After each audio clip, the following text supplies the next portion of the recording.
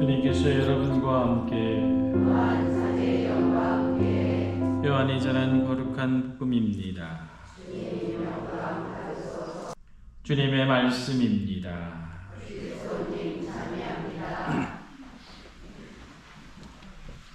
오소서 성령님.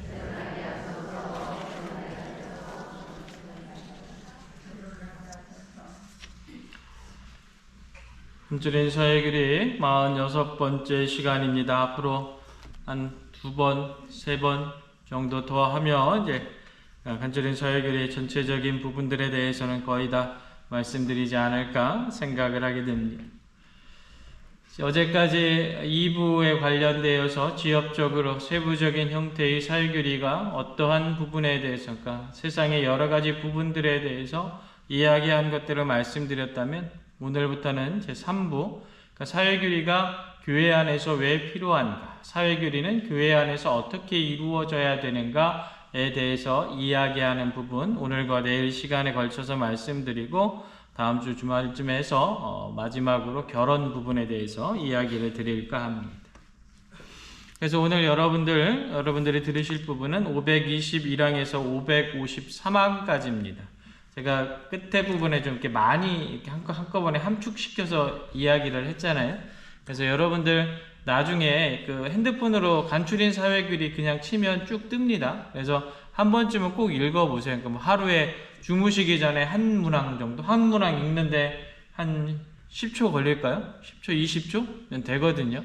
그러면 이번 2024년도에는 신부님이 얘기했으니까 자기 전에 한 문항씩 한번 읽어보겠다 이렇게 이야기를 하면, 제가 조금 이따 말씀드리겠지만 평신도 영성에 있어서 대단히 좋은, 아주 좋은, 매우 좋은, 어떻게 보면 근본적인 책이라고나 할까요?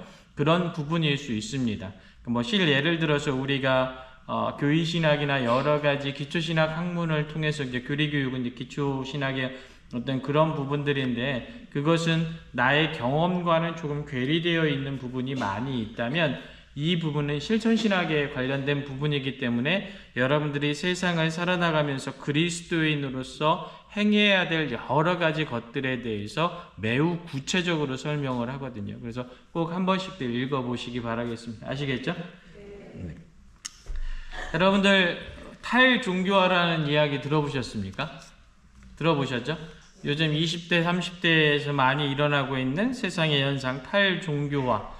탈종교화라는 말이 지칭하는 게 뭐냐면, 기성세대의 종교에 대한, 기성종교에 대한 실망, 그러나 영적 욕구는 대단히 있기 때문에 영적 욕구에 대해서 여러 가지 형태를 추구하고 있는 것들.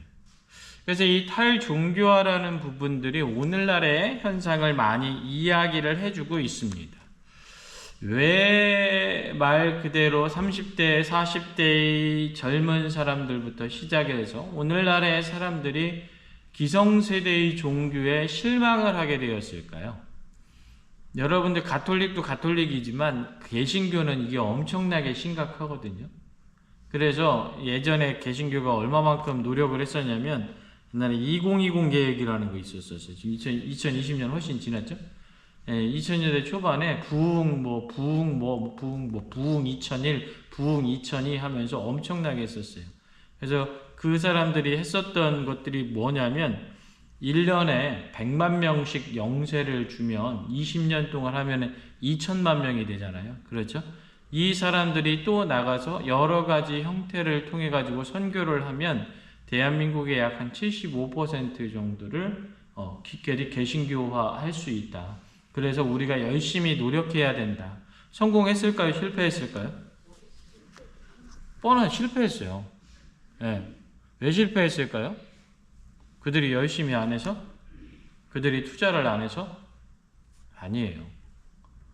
여러분들, 조금 이따 더 자세히 말씀드리겠지만, 가장 중요한 부분들, 그러니까 말 그대로 그들에게, 그러니까 종교를 갖고 있지 않는 사람들에게 과연 기성 종교가 예전의 방법 혹은 자신들이 주고 싶은 방법만 가지고 하느님을 알릴 수 있었을까? 불가능했다라는. 이거는 여러분들 단순히 개신교뿐만의 문제가 아니고요. 가톨릭 안에서도 엄청나게 등장합니다. 오늘날에 있어서의 문제점이 무엇일까요? 여러분들 2019년도 통계를 보면 한국의 자살자 수가 1년에 13,000명이 넘는답니다. 하루꼴로 따지면 하루에 한 38명 정도가 계속 자살을 한다라는 얘기예요. 왜 자살을 할까요? 가장 중요한 건 불안함 때문에 그렇습니다. 개인적, 사회적 위기, 고용불안, 파산, 소외, 괴로움.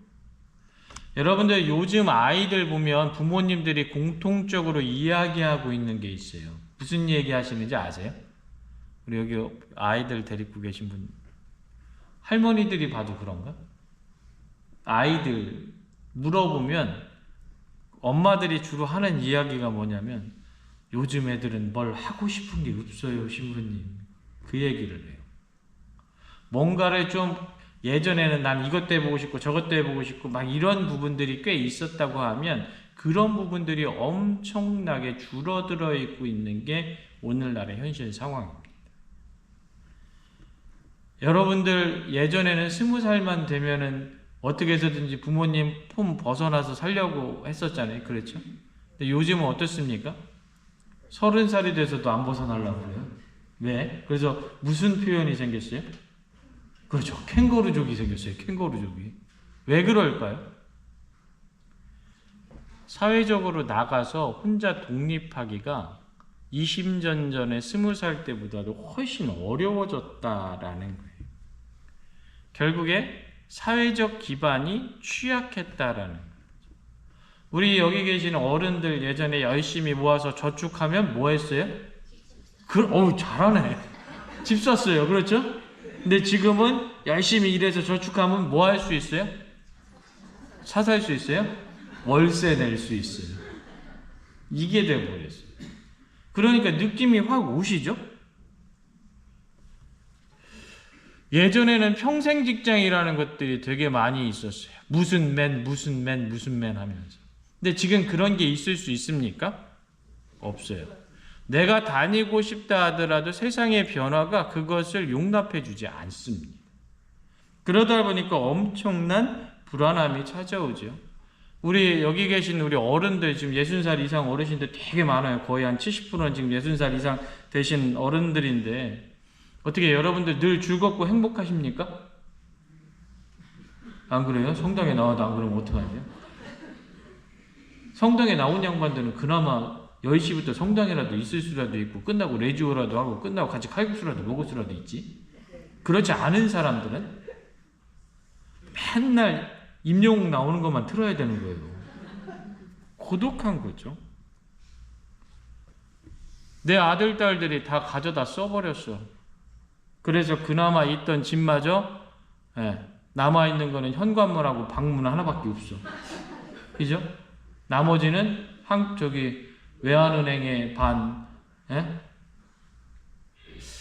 그러다 보니까 어떻게? 말 그대로 감당할 수 없는 어려움들이 많이 나오게 되죠. 이런 것들이 단순한 의미가 아니라 기본적으로 오늘날의 세상 안에 들어와 있는 부분입니다. 이것에 대해서 해답을 줄 수 있었느냐? 20년 전, 30년 전의 분들에게 우리 어른들이 그 종교를 갖기 시작했었던 계기가 있었을 무렵에는 그런 것들이 없었다고 볼 수는 없죠. 그런데 그런 분들에게 예수님 믿어봐. 성당 한번 나와봐. 그것을 통해 가지고 무언가 새로운 것을 줄 수 있는 것들이 분명 존재했어요. 그런데 그게 배교의 어떤 부분이 있었다면 지금 사람들이 하느님을 찾으면서 하느님께 나아가면서 단순히 그것으로 얻을 수 있는 효과의 프로테지를 따지라고 한다면 10분의 1도 되지 않습니다. 그러다 보니까 어떻게? 제가 방금 전에 말씀드린 탈종교화 현상이 생기는 겁니다. 그렇다면 어떻게? 바뀌었어야 되죠. 되돌아갔었어야 돼요. 그런데 그러지 못하고 기성종교가 개신교건 가톨릭이건 실패한 가장 큰 부분이 무엇입니까? 종교를 갖고 있던 사람이 세상에 나아가서 하느님을 알리기보다는 내 종교가 중요해라고 이야기하면서 내 안으로만 패집해 들어왔다라는 거예요. 예전에 여러분들 집무실에 딱 가보면 팻말이 하나 딱 있어요. 선교 우수본당 둔산동 성당. 그때에 비해서 지금 여러분들 선교 운동하고 있지 않습니까? 얼마로 줄었을까요? 10분의 1로 줄었어요. 그때 했었던 사람에 비해서. 사람 수는 똑같아요. 우리 신자들은. 반대로 이야기하면 무엇일까요? 내 안에 있는 열정도 그만큼 10분의 1로 줄었다? 아니, 줄은 게 아니라 내가 혼자 살고자 하는 것이 10배로 늘었다. 여러분들 말 그대로 석탄 화력 발전으로 인해서 말 그대로 엄청나게 환경 오염이 생기죠. 핵 발전으로 말미암아 10만 년 동안 핵 쓰레기가 쌓여놓고 살아야 돼요. 그럼 우리는 어떻게 해야 됩니까? 계속 싼 전기만 찾으면 될까요? 아니죠. 제대로 된 전기, 환경에 오염이 되지 않는 에너지를 찾으면서 우리 역시도 어떻게 그 정당한 값을 치루어야 됩니다. 대신 정확하고 환경에 위배되지 않는 에너지를 가지고 있을 수 있도록 요구해야 됩니다. 그런데 우리는 어느 경우 많은 부분 안에 있어서 요구는 하는데 정당한 것을 치르지 않았어요. 그런 부분들이 되다 보니까 많은 경우에 있어서 패집해서 안으로 들어오게 된 부분들. 결국 세상과 종교가 분리되어 버리는 경우가 되어버렸다라는 겁니다. 반대로 이야기해서 세상 안에서 하느님의 나라를 선포하려는 사람을 누구라고 그러냐면 성숙한 신앙인이라고 이야기합니다. 반대로 세상과 하느님 나라를 괴리시켜 버리는 사람들이 꽤 많이 있어요. 세상 안에서의 여러 가지 하느님의 모습은 아무것도 알려주지 않으면서 오로지 그냥 나만 잘 살면 돼. 나만 성당 안에서 살면 돼. 그분이 누구에게 해를 주거나 그분이 누군가를 욕하거나 이러지 않아요. 그런데 그 모습은 착한 아이일 뿐이에요. 어떤 경우에 있어서도 하느님 나라에 있어서 도움이 되는 사람은 아니에요. 이걸 미성숙하다고 이야기하는 거예요. 이보다 더한 경우도 많이 있죠. 어느 날인가 미사하러 갔더니 막 주교를 죽여라 살려라 막 하는 사람들이 있어요. 그리고 들어와서 영성치 하더라고요. 저는 그때 너무나 놀랐어요. 그리고 그 단체 지도 주교님이 계시다는 거에 더 놀랐고. 이게 성숙한 신앙인이라고 할 수 있을까? 여러 가지 형태를 살펴보면 우리에게 있어서 진정으로 지금 무언가 변화되고 새로운 부분들이 필요하다라는 것. 서론이 너무 길었네요. 그래서 여러분들 521항에서 527항까지 교회의 사회교리가 이야기하는 것은 가장 중요한 것이 무엇이냐면 인간의 개인적 차원, 여러분들 스스로의 혼자 기도하는 차원과 사회적 차원, 세상 안에서의 여러분들의 모습을 통합합니다. 그 안에서 인간의 존엄성을 강조하고 노동, 경제, 정치 현실을 여러분들 인간 가치로서 바라보게 이야기를 하고 있습니다. 이 교리는 판단, 가치, 생활 방식에 대한 현대적 기준을 제시합니다. 그래서 이것을 무엇이라고 이야기하냐면 새로운 복음화라고 이야기합니다. 이 이야기는 어디서 나왔냐면 1988년에 요한 바오로 2세 교황님이 평신도 그리스도인이라는 권고를 내시면서 이 안에서 새로운 복음화라는 이야기를 썼어요. 이게 뭐냐면 예전에 복음화라고 흔히 이야기하는 선교입니다. 하느님 믿고 예수 믿고 천당 갑시다 이거예요. 이게 여러분들 복음화였다면 새로운 복음화는 무엇이냐면 이제 예수 믿고 천당 갑시다 이것만 해서는 안 된다. 어떻게? 새로운 열정, 새로운 방식, 새로운 표현을 통해서 그리스도를 알려줄 수 있어야 된다. 아유, 우리 성당 가봐. 성당 가면 좋아.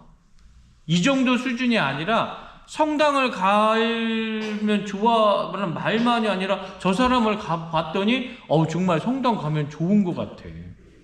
저 사람을 봤더니 예수 그리스도의 모습이 저런 모습이었을까를 보았을 것 같아. 이 모습으로 이제는 바뀌어야 된다라는 겁니다. 이게 새로운 복음화입니다. 가톨릭 사회교리가 이야기하고 있는 부분이 바로 이 새로운 복음화를 시작해야 된다라는 겁니다. 사회와 문화의 신앙의 빛을 비추어서 그리스도의 사랑에서 나오는 참된 해방을 선포해야 된다. 새로운 복음화의 한 부분으로서 이것을 사회 복음화라고 이야기할 수 있을 겁니다. 그리스도인들이 사회활동에서 복음의 가치를 증거하고 격려함으로써 사회적 선을 증진시킬 수 있는 것. 이것이 바로 가톨릭 사회교리가 지향하고 있는 것이다라는 거죠. 자, 그렇다면 가톨릭 사회교리는 과연 교회 안에서 무엇을 하고자 하는가? 가톨릭 사회교리가 가장 중요하게 여기는 것이 무엇인가? 그것은 그리스도인들에 대한 재교육의 부분입니다. 단순히 우리가 교리교육만을 받고서 흔히 이야기하는 여기서 교리교육이라는 것은 하느님은 어떠한 분이시고 천주교 4대율이 그죠? 천주 존재 삼위일체 성선 뭐라 강생구속 이것과 더불어서 그 안에서 어떻게 사회적이고 정치적이고 현실적인 부분들 안에서의 평신도의 진정한 모습을 드러낼 수 있는 교육이 필요하다. 그래서 이 교육을 통해서 어떻게 사회 변화에 기꺼이 참여할 수 있는, 협력할 수 있는 개인을 육성해야 된다.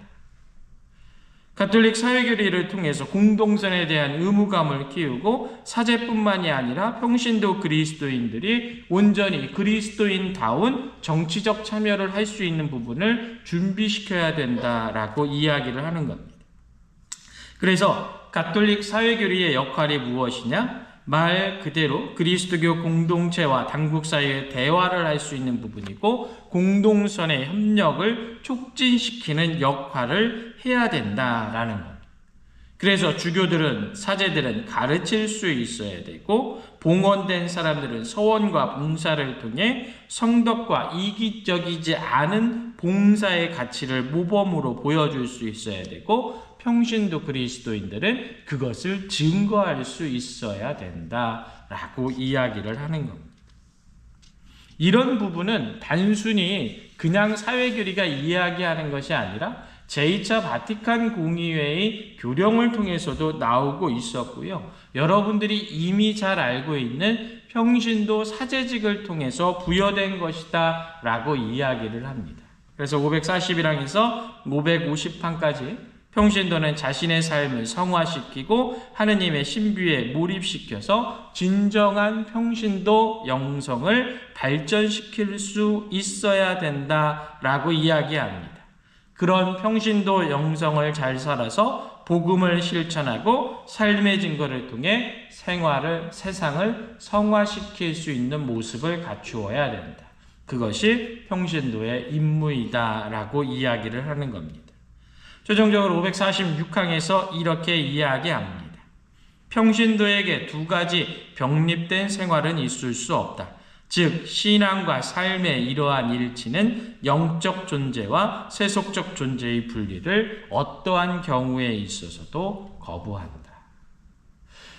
한마디로 요약하면 여러분들의 삶 자체가 세상 안에서 그리스도의 빛과 소금을 내는 모습으로 살아갈 수 있어야 되고 가톨릭 사회교리란 그런 여러분들이 세상 안에서 어떠한 모습으로 살 때 그리스도의 빛과 소금의 역할을 할 수 있는지를 알려주는 교재이다라고 교회는 이야기를 하는 겁니다.